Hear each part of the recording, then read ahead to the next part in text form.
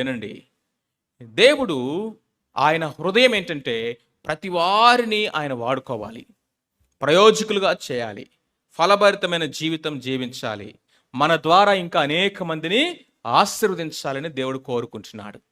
దేవుని యొక్క సేవకులుగా, నాయకులుగా మా ఆశ కూడా అదే.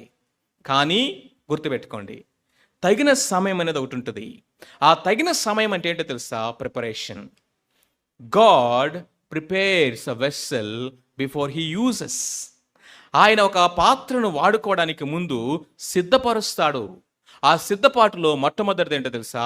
సపరేషన్. సపరేటెడ్ లైఫ్ కావాలి, శాంక్టిఫైడ్ లైఫ్ కావాలి.